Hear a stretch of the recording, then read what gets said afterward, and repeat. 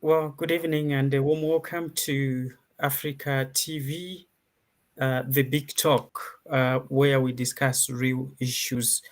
We experiencing technical problems, which we trying to resolve. I hope it's going to get smooth as we go, but we are really having problems in terms of the connectivity. I'm your host, Owen Mianza, and with me is my colleague, Tom Shonga, who is joining us from the UK. Tom. Good evening, everyone, and thank you, Owen. It's good to be here once again, and looking forward to today's program. Thank you, Owen. Thank you so much, Tom. And we'll be joined by our analyst, who is Innocent Matiola, who will be joining us shortly. And we have a lot of exciting things. A lot is happening in the continent, Tom. So I think there's a lot that we have to discuss. So, but before we go in further, we have Innocent, who is actually also joining. Innocent is our analyst, and he joins us from Lusaka, Zambia in Africa. Innocent?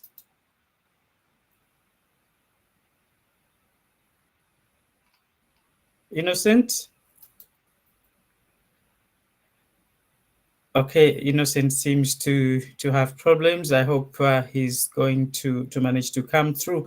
So, Tom, we have a lot, like I said, today, and we just want to inform the viewers that this program is going to be coming every Tuesday at 8:30, and we are hoping we're going to work on the connectivity so that we resolve these hiccups. So every Tuesday at 8:30 p.m. and we're here to come up with another date another day in the week when we'll be actually coming live. But for now, please kindly share the broadcast, invite your friends, your colleagues. Let's share the broadcast. So Innocent is joining us, and we have quite a lot of things on our plate today that we hope we're going to share with you. Tom, a lot happening in Africa.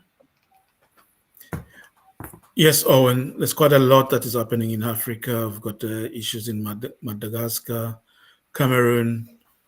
We've also got the issues in Seychelles and Malawi, recent elections. So there's quite a lot that is happening around in Africa. And, Yeah, indeed, we have. Yes, Tom, go ahead. And locally as well in Zambia, there's quite a lot that is happening as we head towards the elections. Yeah, Owen.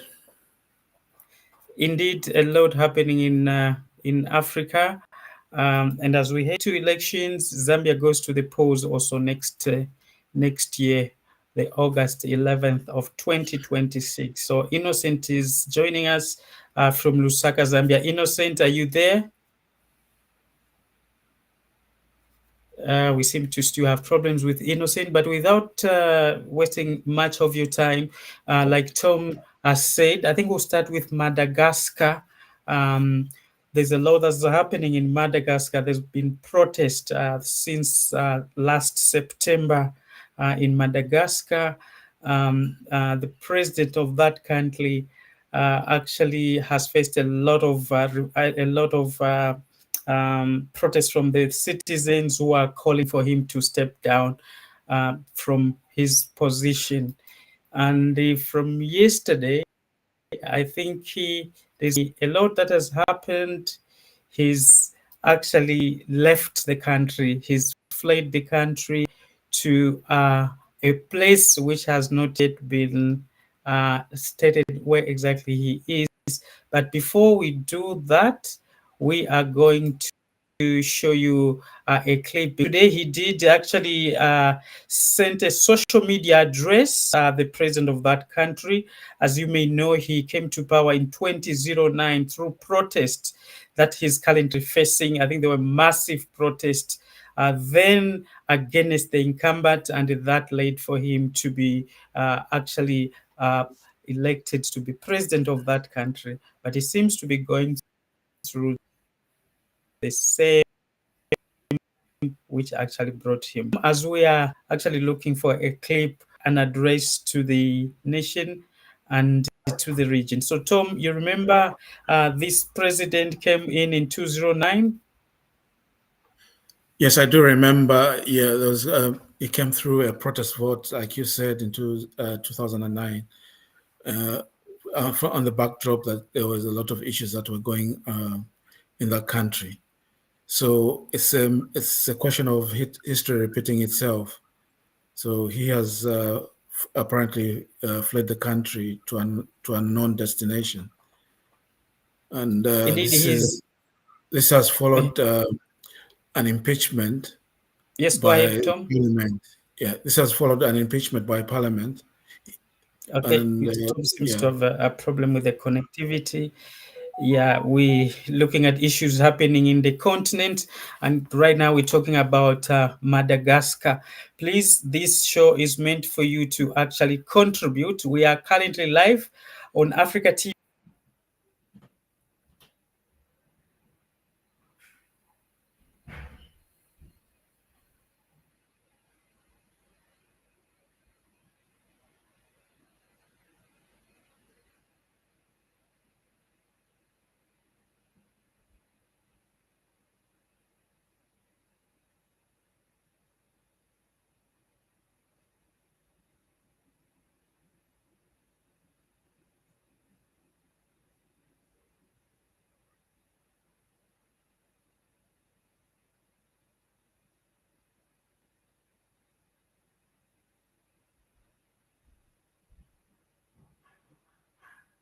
hello, Owen.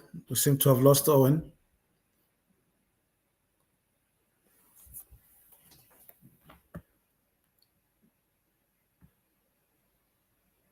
Just give us a second. We'll be back soon.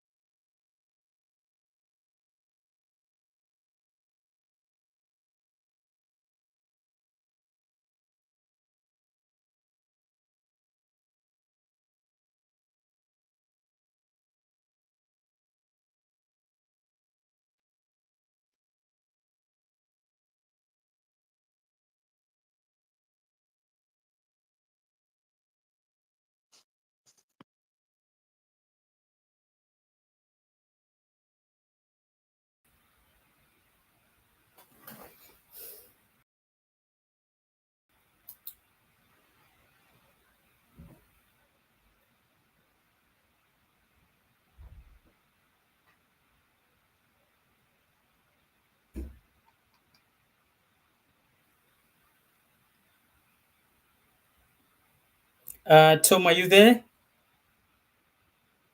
We seem to have No, I'm here. We seem this to have has lost to do you. with the connectivity in terms of the internet. Tom, are you there? Yes, I am. We seem to have lost you.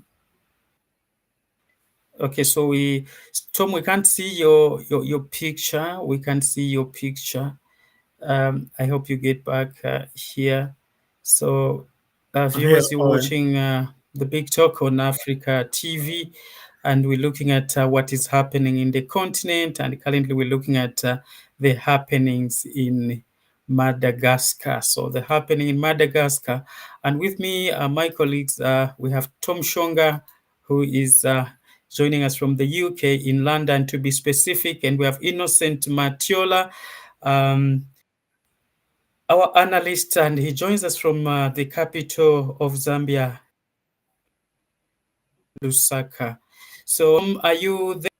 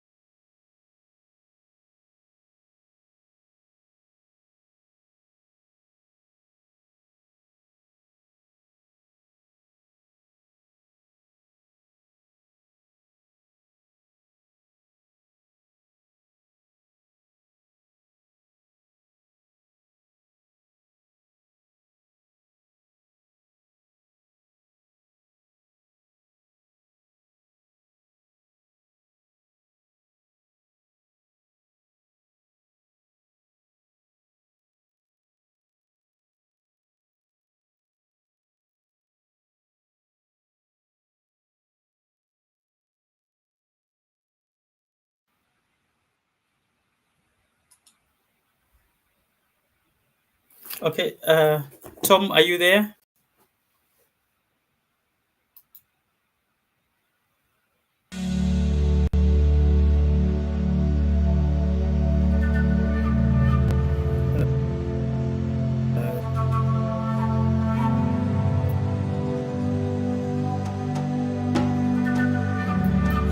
It's gone live. You wanted to do video.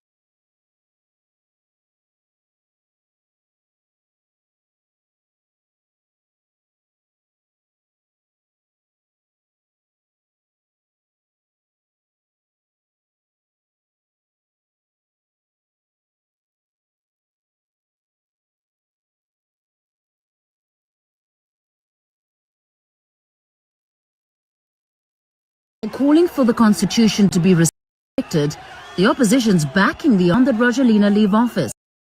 The African Union will not tolerate any unconstitutional government in Madagascar and is calling for a peaceful resolution.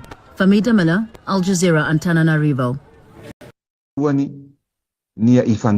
This is the first time in days that Madagascar's people heard from President André Rajoelina. He appears via social media.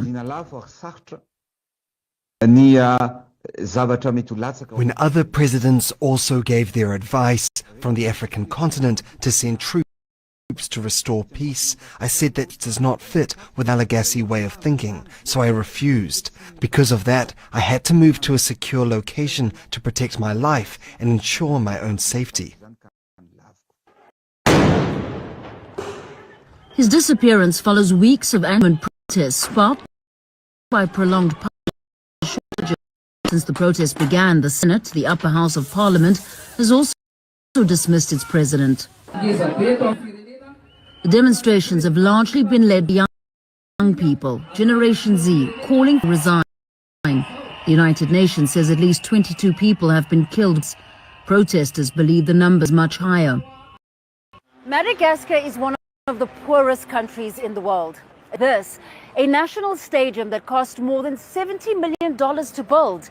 It's frustrated many people here who say the money could have been spent on developing the country. The opposition is demanding the president's impeachment. Rajoelina is not qualified to be a president and to lead a country. It's a person, he is good in communication, and he knows to manipulate people. He thinks that to run away to save himself is the most important. Last week, a new army general was appointed, chosen by CAPSAT, an elite military unit that's now joined demonstrations opposing Rajoelina. The military units claimed authority over branches of the armed forces.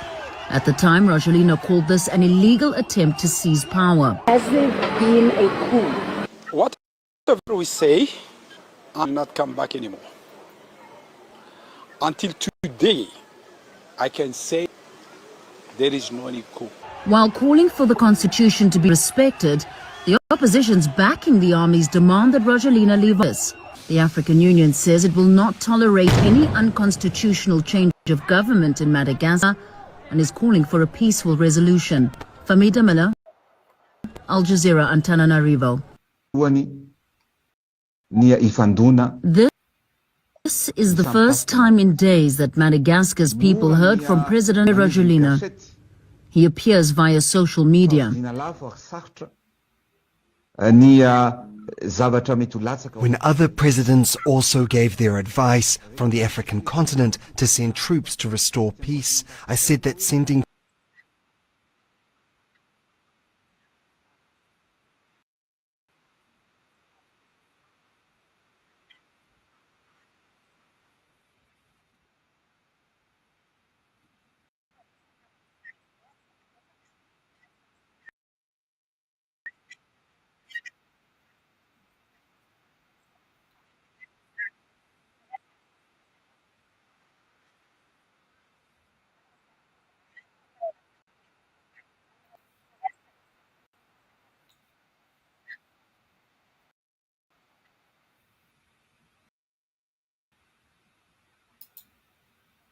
Okay, so that is what is actually coming from Madagascar. We still have a connectivity problem. Innocence, are you there? Tom, are you there? I'm here. I'm here. Tom, you need to switch on your camera. You off and Your Innocent. I'm here. Your camera is off. I've turned on my camera. I can see myself on the screen. The connection. Okay, see you now. I don't know what's the challenge with my camera. I hope you are able to see me, but it shows that it's I can see black. you. I was just talking Yeah, to so Innocent Tom, as well.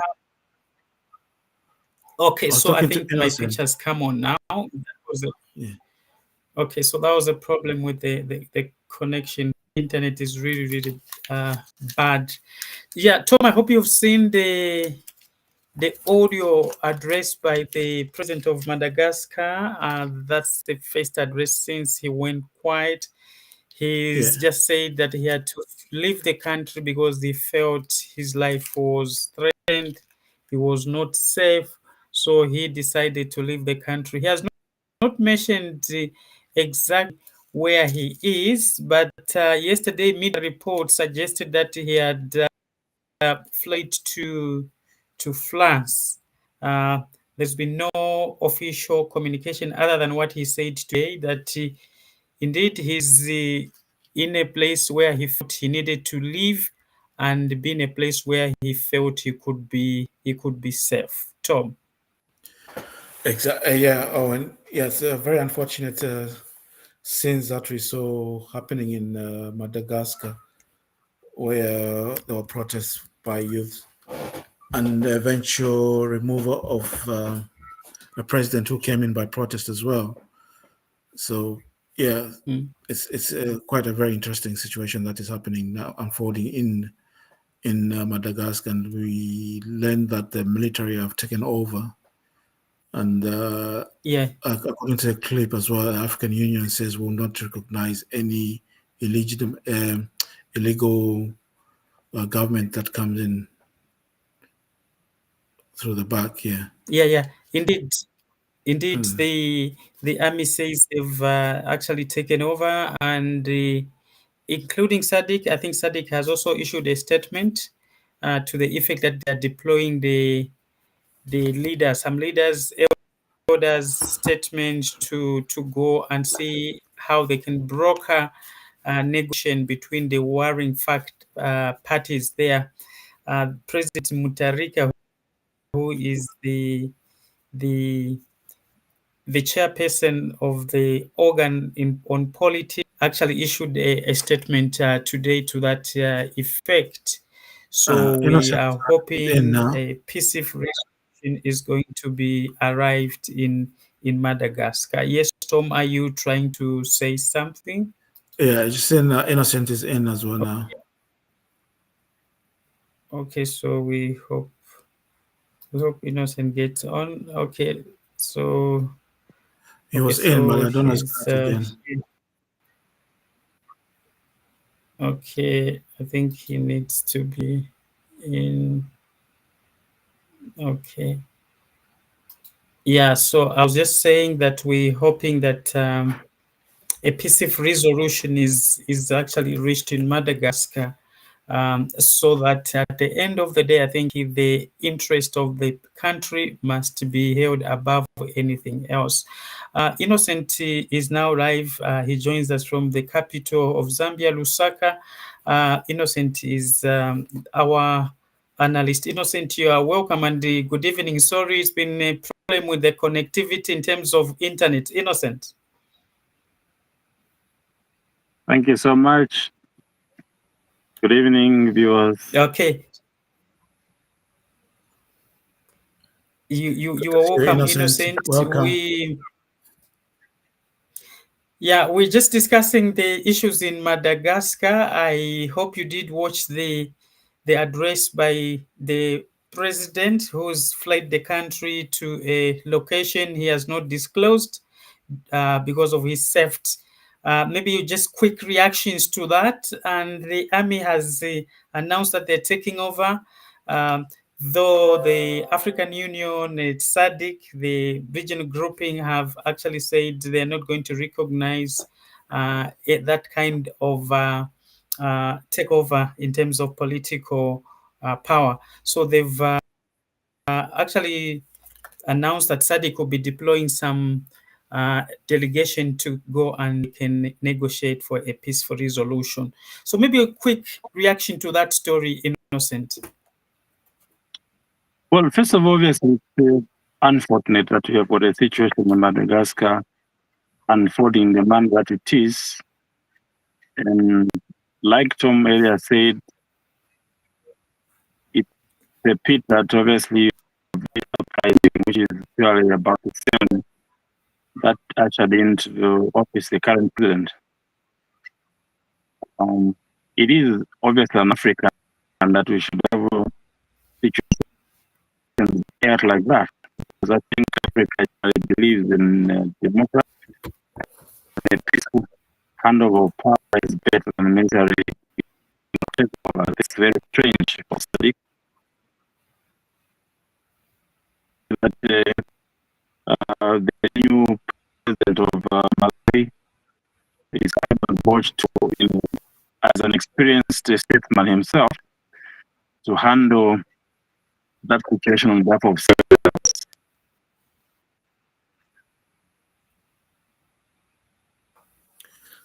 Hi, Innocent. Do you have two vice?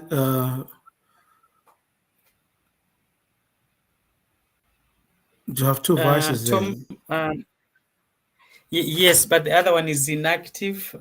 We've put it in the other one is inactive. Maybe we'll just remove I think it he was using two devices there.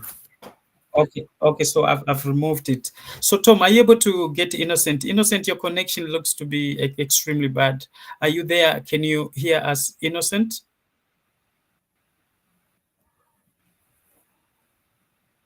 Wow. We seem to have a problem there. So maybe Tom will go to the next story back home. I mean, in Zambia.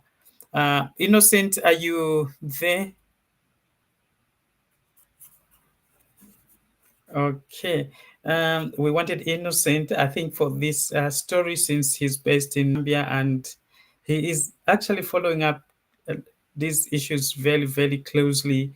Not just in Zambia, but also in the region. Please, in case you want to participate, our phone line or we are open on the screen, +260 770.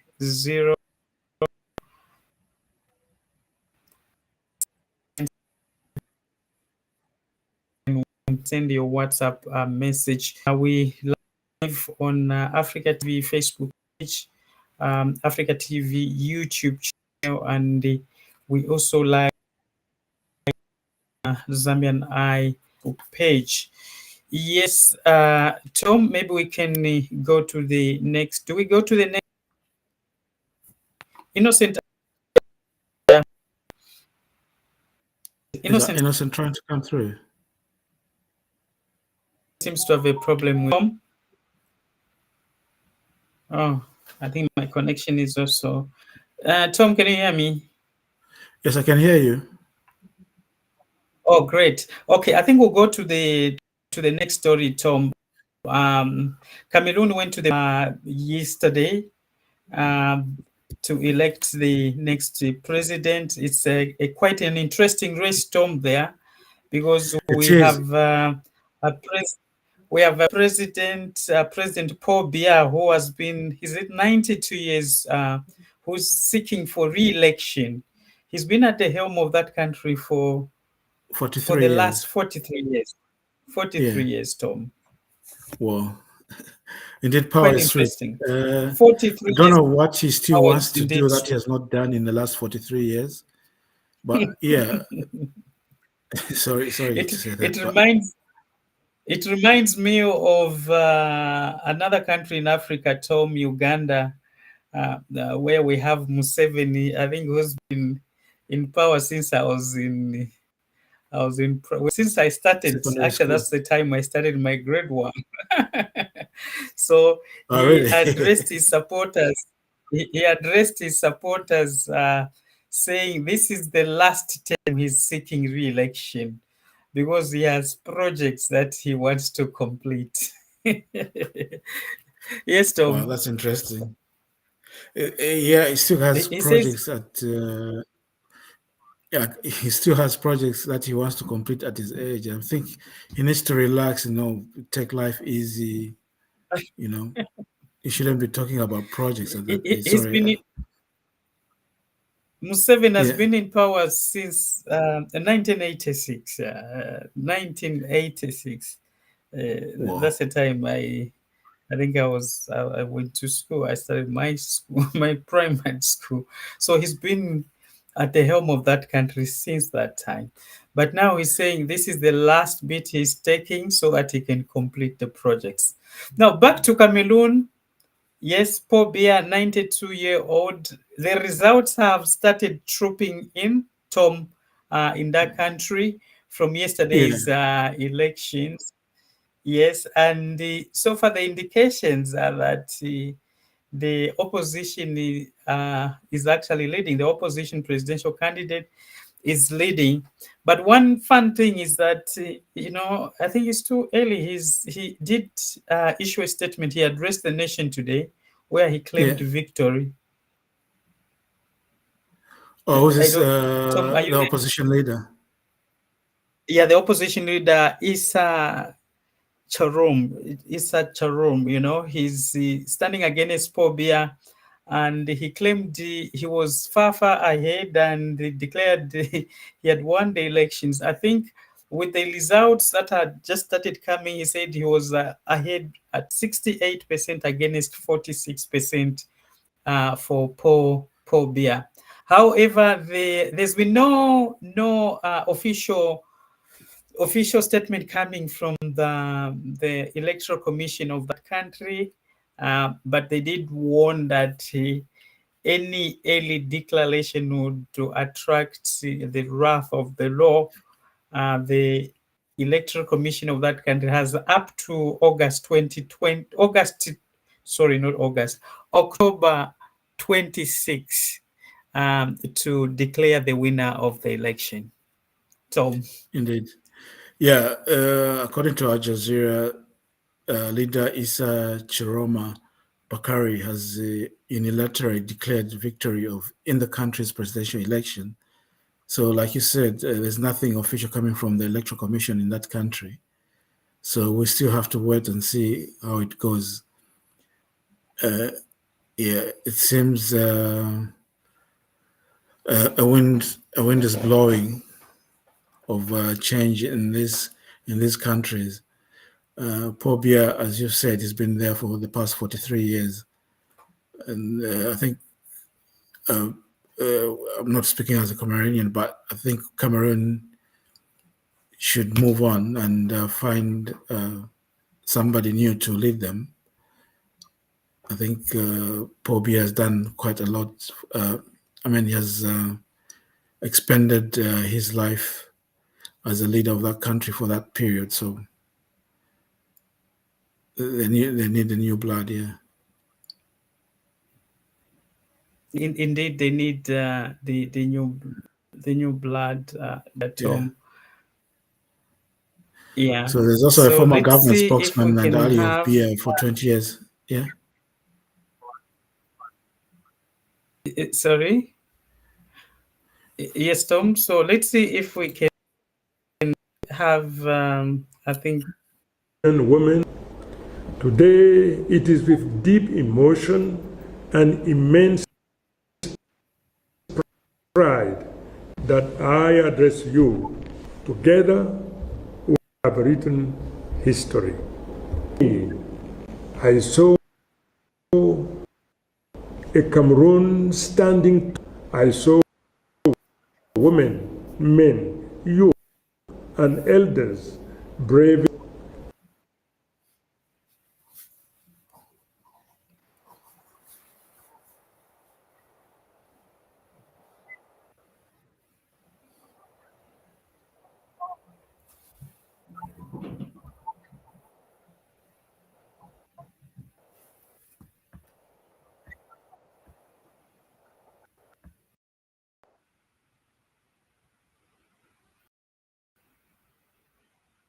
Yes, Tom. That's the opposition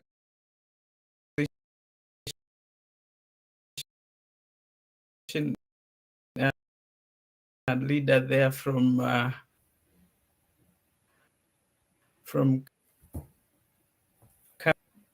Cameroon. I think he's still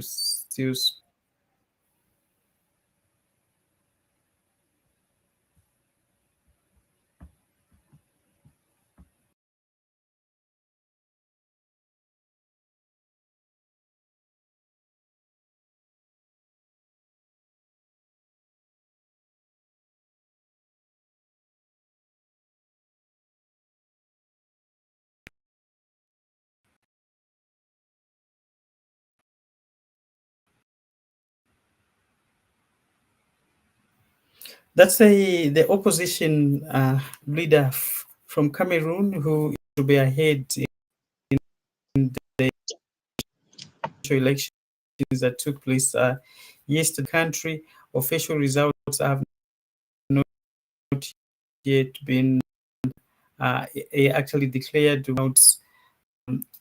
from that election. The Electoral Commission of that country is expected to announce the election results by 20 October. Tom, are you there?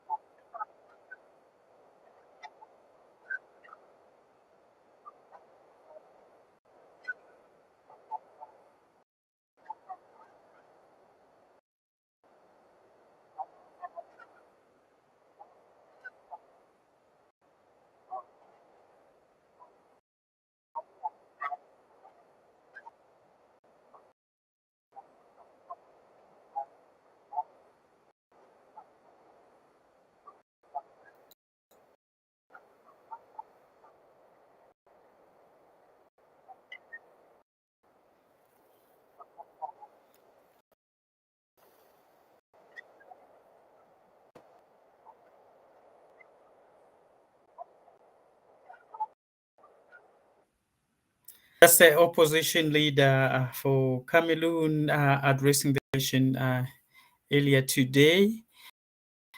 Innocent, I hope you're in now. Are you there, Innocent?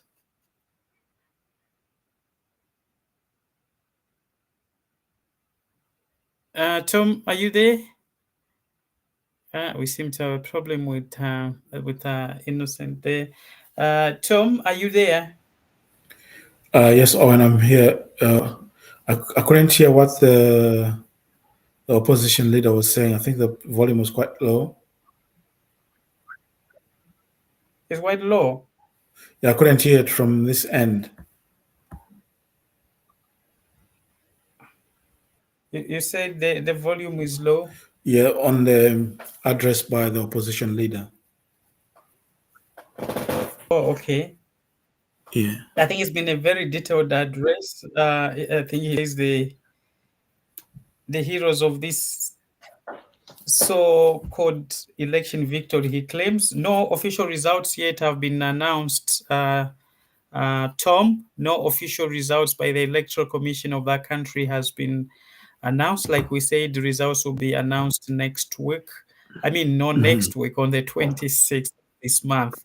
But he claims he's far ahead in terms of the results so far counted. He claims he has 68% against 46%. He says his victory is the victory of people that braved to go and actually cast the vote. It's been a very detailed address. Innocent, I think you were following. What's your quick comment on this? We need to go to the next story. Innocent? Hi, Owen. Yes, of course, I did follow, but obviously scantily. But I think that typical of what one would expect of the excitement. You know, Paul Biya has been in office for a very long time. He's actually the president in office.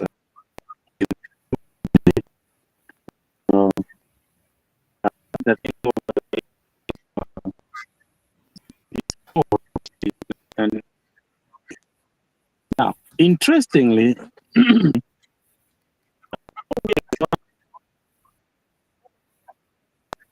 is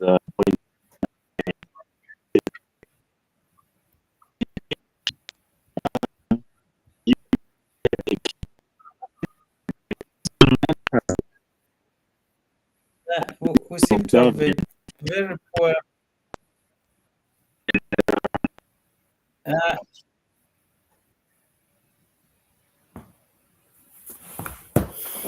Tom, can you hear Innocent clearly? Maybe it's my connection. No, I couldn't hear him. He started fading. Oh, he started fading. Yeah, I couldn't think hear him. Yeah. he's actually going. Yeah. Okay. Yeah. So I think we'll quickly. Do you have any comment on what's happening in Cameroon? I think the next week. I think what Innocent was trying to say was that we have like 10 days. 10 days more. I think it's a developing story.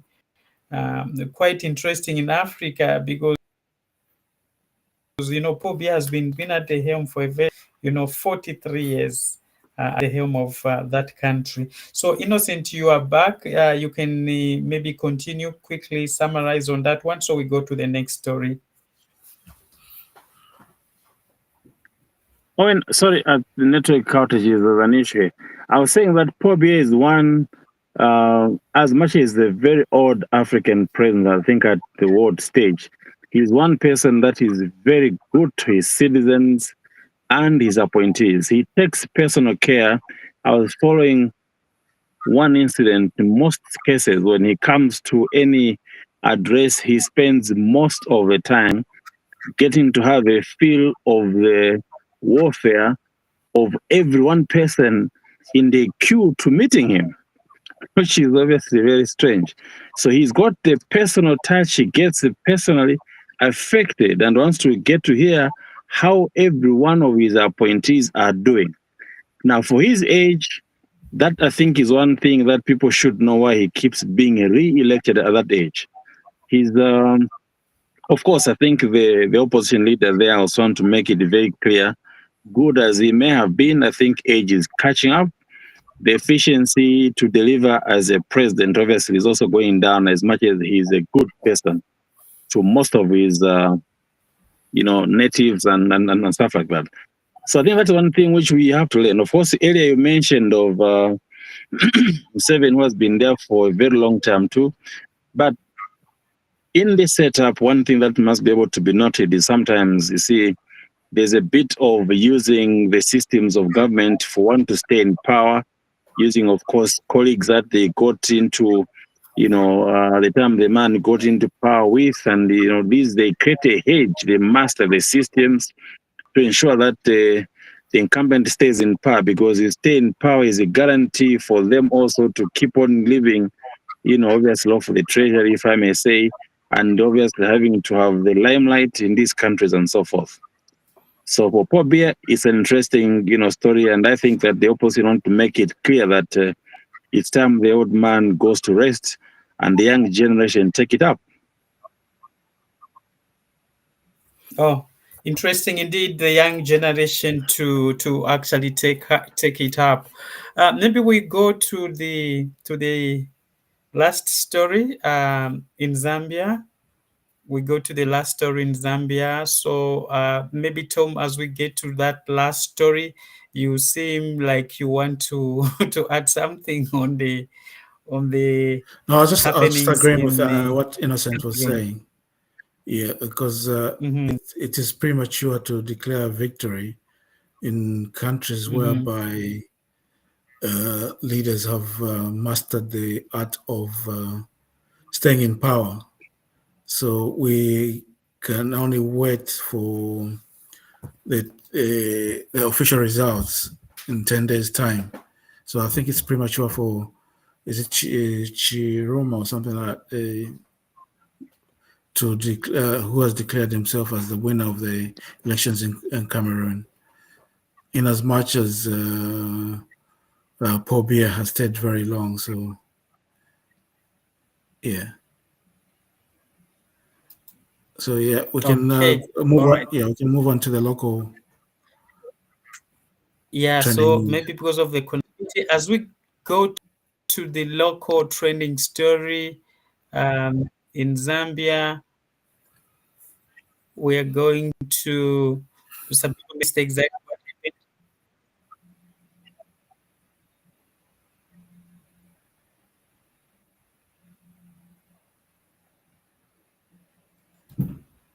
Okay, so we go to Zambia, Innocent. Look at I think the two stories.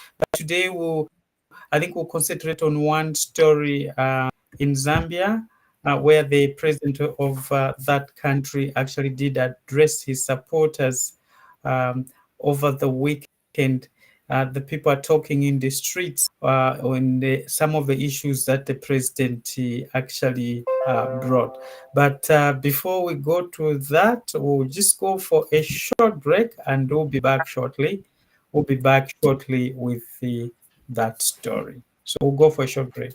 Please stay tuned.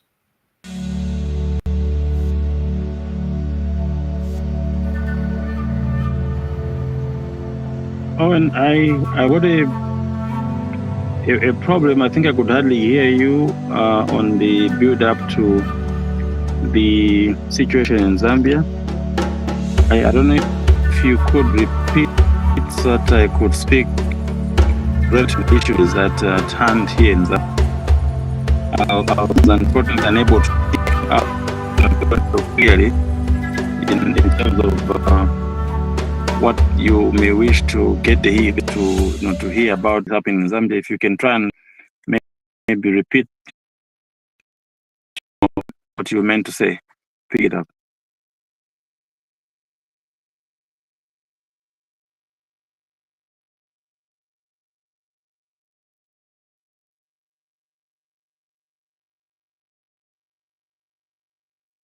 Owen, are you there?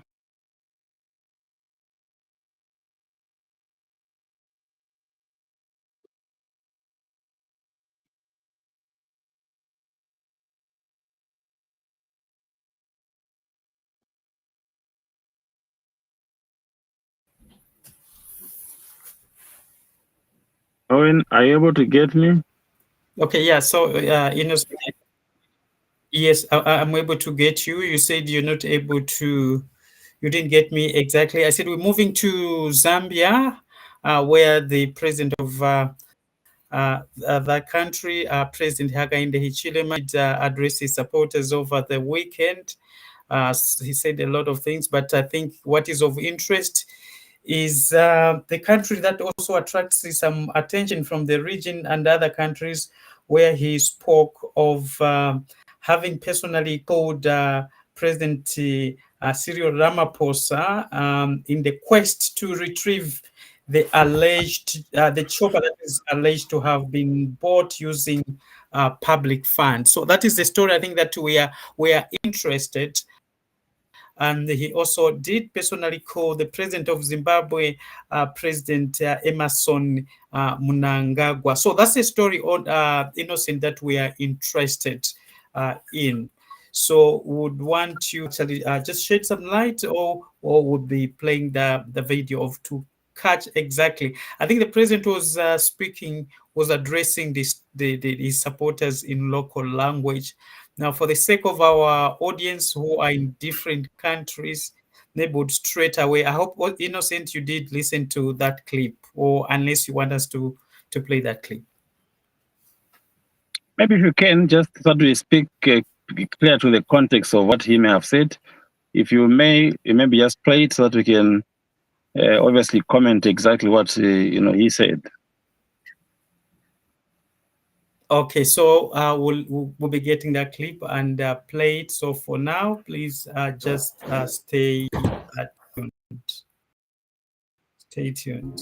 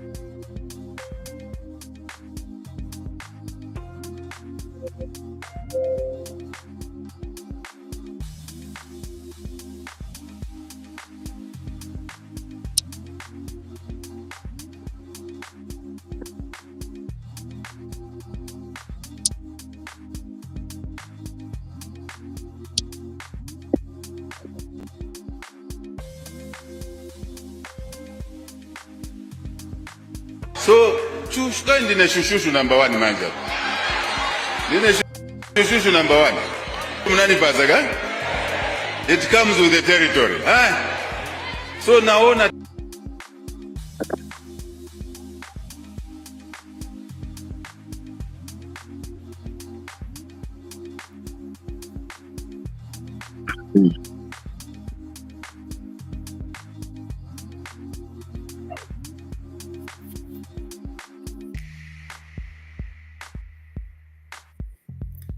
So, Innocent, while Owen is looking at the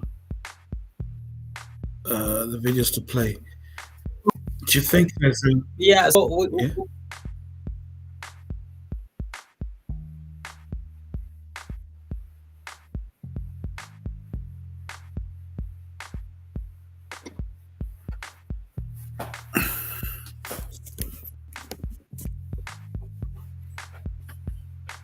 okay, so we're going to get exactly what the people say.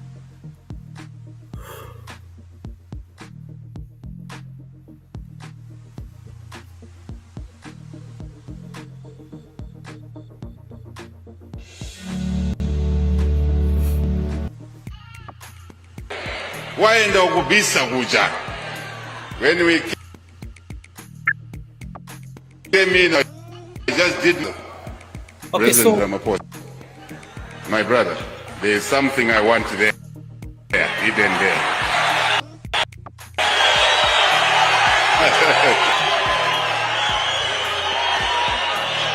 Zambia. Bembera first. So, chushka ndine manja. Ndine shushu number 1. Ndiye chito mnani pasaga? So naona kuja nabi saimozi kutoa. Kaina yangu ilikuti. Pesa ili Harare. My brother, President Mnangagwa. Sikuti mnalunga mumba boje. Monita Zana. Nati mune. First I had to greet him. Johnny Baba. Mukase. Mukase. Nani? Maswera swe. Said, HH, can I help you, my brother? I said,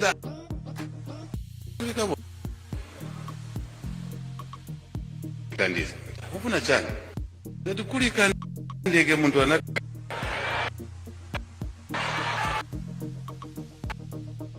Ata, kalimuno nate.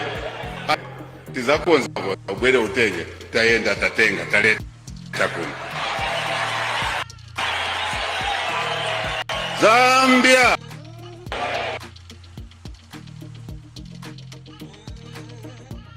Well, I think we have a story there.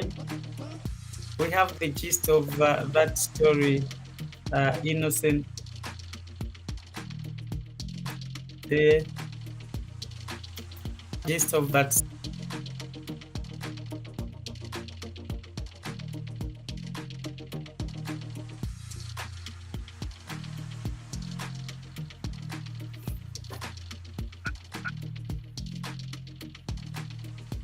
Yes, Owen.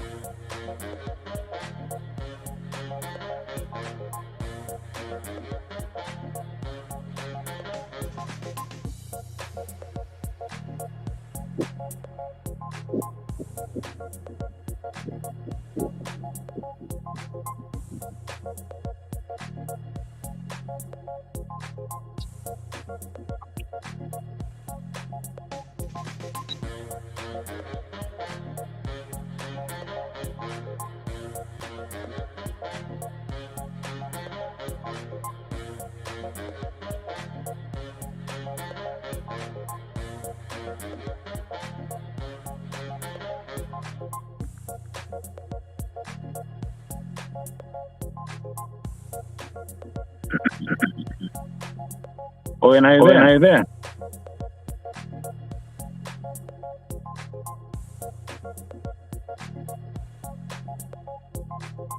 Let's just get I think the last part of the address.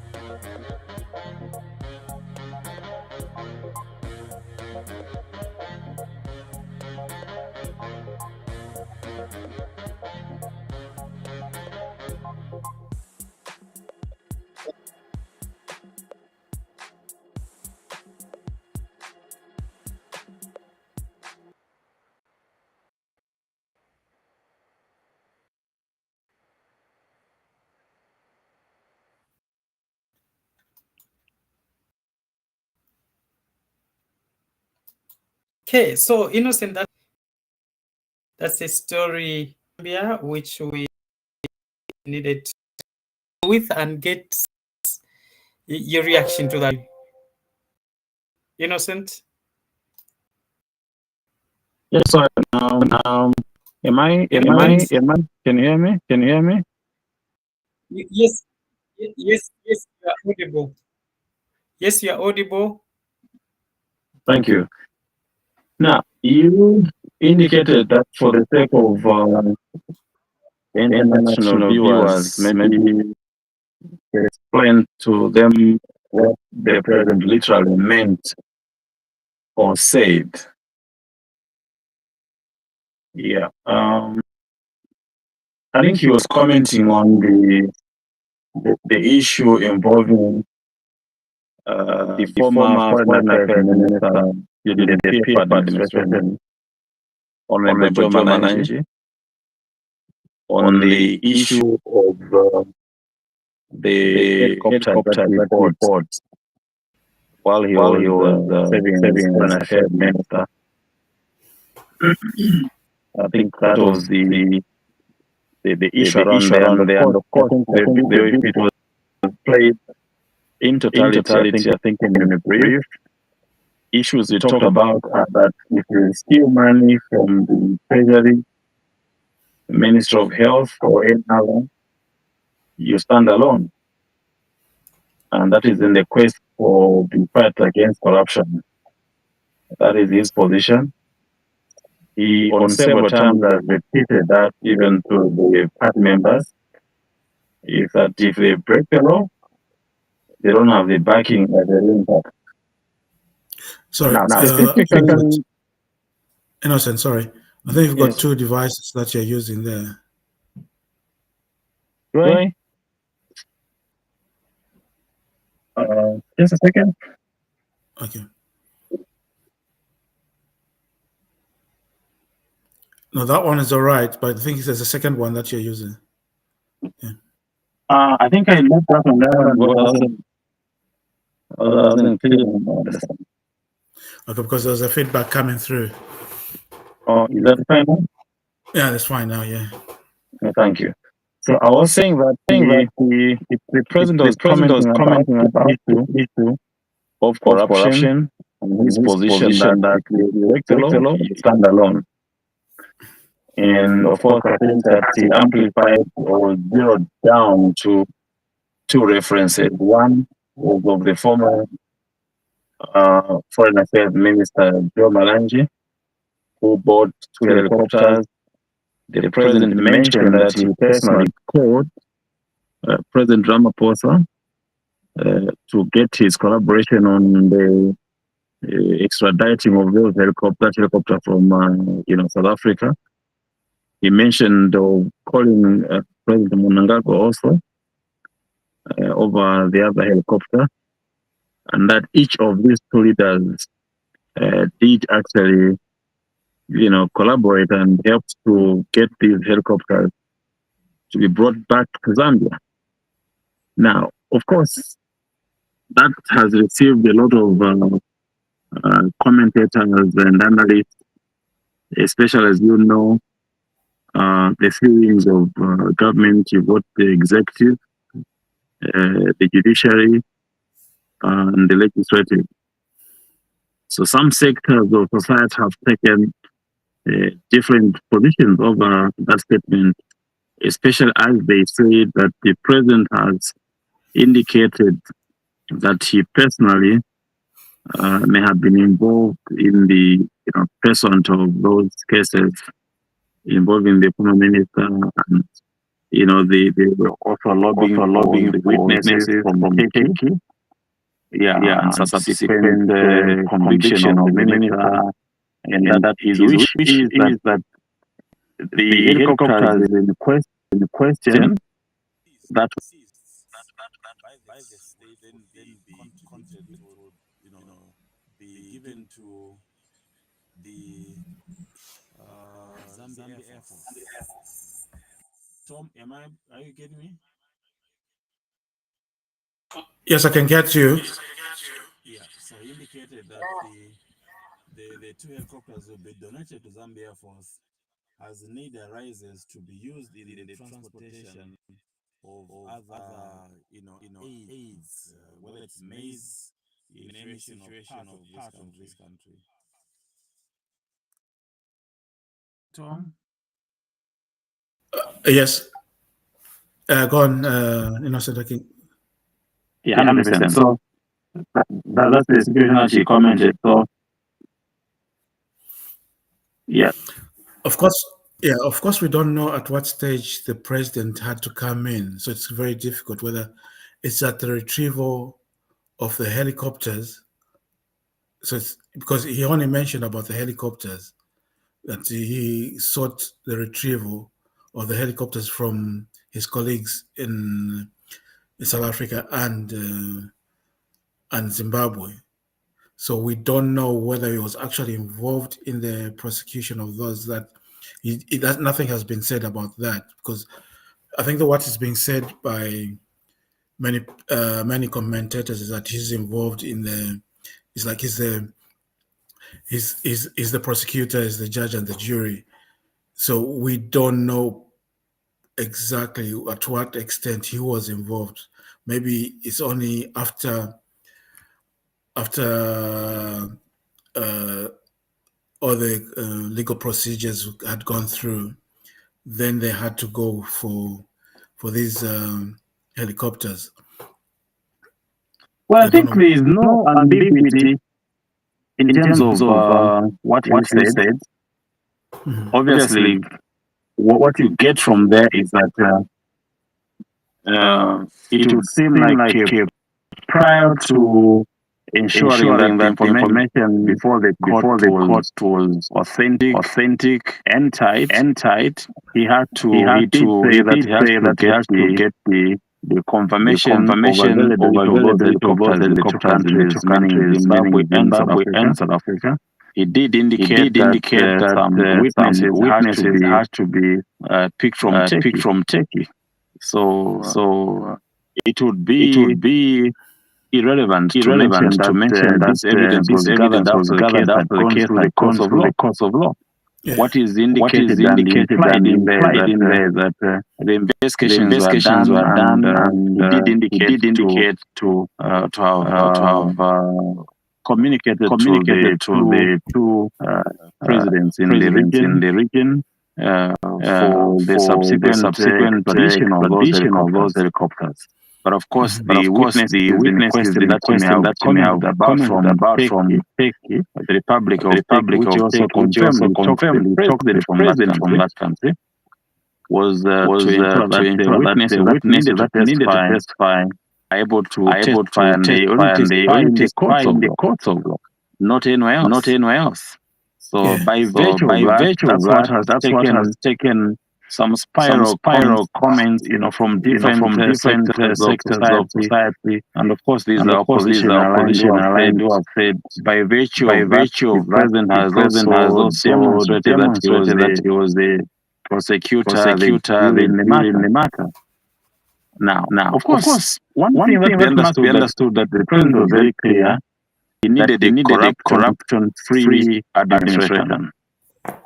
And he did say, from the onset, that corruption irritates him and icks him very badly.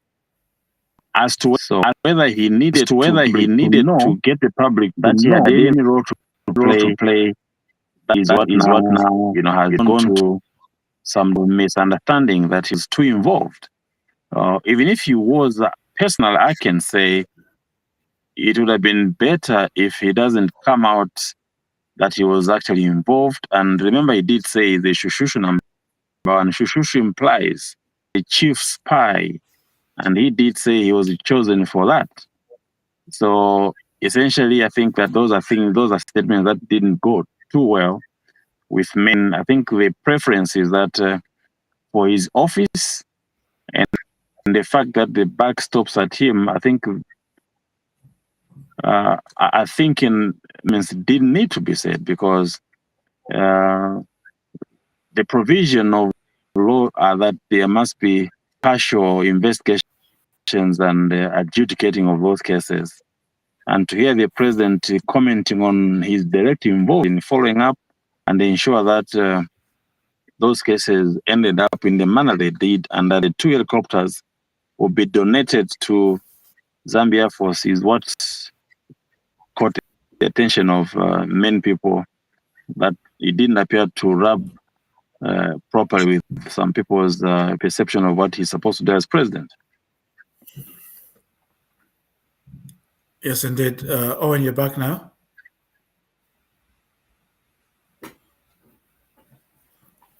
Owen. Yes, Tom, you can pick it up. I'm having challenges with the power. Okay, yeah.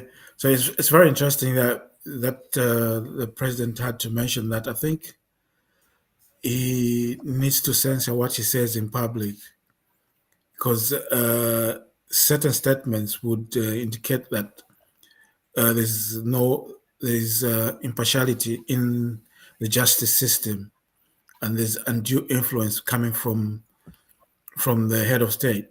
And yeah, so that's what you are alluding to. So it's very unfortunate that certain statements are coming from the head of state, and they should leave certain functions to the judiciary. If even if he was involved in the retrieval of those helicopters, it should have been left to the relevant law enforcement agencies to say those things. And we are talking about Honorable Malanje. We know from the word go, the way his Kwacha seat was taken away from him. So they've got that history between from the Kwacha seat, that including the Kabushi seat by Bowman. It seems there's been a concerted personal fight against Malanje and Bowman Lusamo to see to it that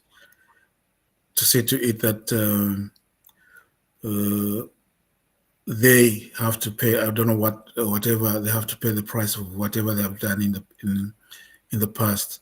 So that's how it's coming out as, because it's this involvement of the head of state, which is very unfortunate.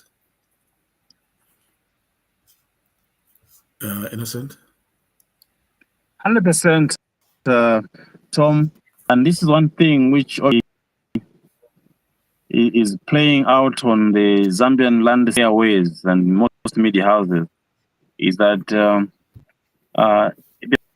the president, if he could be assisted to speak to the script on things that he may have to public, because some states obviously are not being received well. You see, as much as they could be speaking to the progress in the fight against corruption, I think in the minds of many is where the disclosure seemed to be a confession that he was personally involved in the cases of these, and for his office, I think that did need to be put in the manner it was. I think that it was unfortunate that there are those statements being made in the manner they were. You may think the case involving the former Foreign Affairs Malanji in this case has actually been, appealed against. His conviction, he's appealed against his conviction in that matter. And I just imagine when you have this information now playing out in the media in the manner it did by the head of state, how it would be received now, where it would appear that the head of state may have had a hand in the judicial, as you alluded, by virtue of that confession. So overall, I want to believe it's unfortunate that he came out in the manner he did. I want to believe that the handlers need to do better, at least to get him to speak to things that are really tailored for the event. And I think that's one thing which every presidential handler needs to, so that certain statements is preserved from making statements that may be inflammatory or that may bring in legal issues directly to his office. True, but that's on a lighter note. That's to say, if he's got handlers who he can listen to.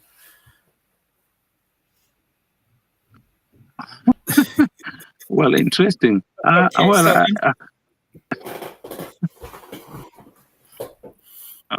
Yes, Innocent, go ahead.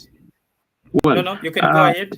Yeah, well, I want to believe that these are standard practices. Jobs for presidential handlers as it from the legal point of view and other institutions that are there to advise the head of state, properly and guide him. Of course, I wouldn't want to. Doesn't take advice of his handlers. I think maybe I understand, but of course, Tom. One thing which is best, the fact that or standard practice of handling the president as an office, well, that's an institution. There must be people who have got a firm standing of practices, standing orders, rules, and things that must be able to be said by the head of state so I think that it would play out as though he doesn't have, people that, maybe he pays less attention to some of these practices or possibly scared to tell him that as the head of state, this is the best decorum on how things must be done so that at all point the president is seen and upheld as the father figure of the nation, implying he's the father of all the law-abiding citizens. He's the father of even those that don't have the laws of this country.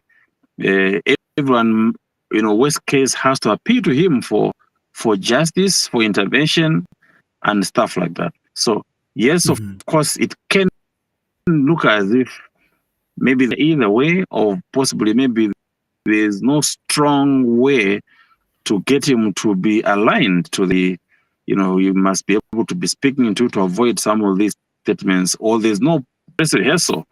Okay, this is the nature of the event, sir, that you're going to be at, and your speech will be limited to the following points. It will last this long, so that even the media houses can file in the news on the news worthiness and relevance of the event itself. And therefore, certain statements. Sorry, I think we've lost Innocent there. Owen, are you there?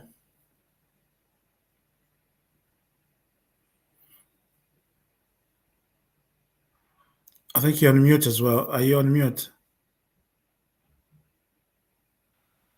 Yes, Tom, I'm here. I think there's a problem with the power. We're completely, I think, gone off. So I'm just improvising. Maybe we can call it a day. You summarize, and then we call it a day. we hope it's going to be Okay, yeah. better next time. Yeah. Yeah. It's these issues about load shedding. I think you don't have enough.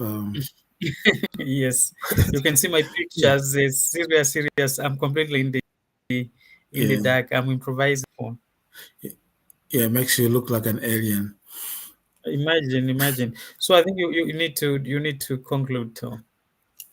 Yeah, thank you very much, viewers. And we did tackle so many aspects. We did talk about issues on Madagascar, Cameroon, and indeed the local trending story about what the president had said. So we hope to be with you next week on Tuesday with Owen and Innocent and Pastor Paul from Nigeria and the other players. We'll also look at other issues that are trending in Zambia and Africa as well. So because this is Africa TV, it's not a channel that is confined to Zambian news, but African news. That's why we took it upon ourselves to discuss on issues happening in Madagascar and Cameroon. Yeah. Owen, we hope to see you next week. Yeah, indeed. Thank you. Thank you.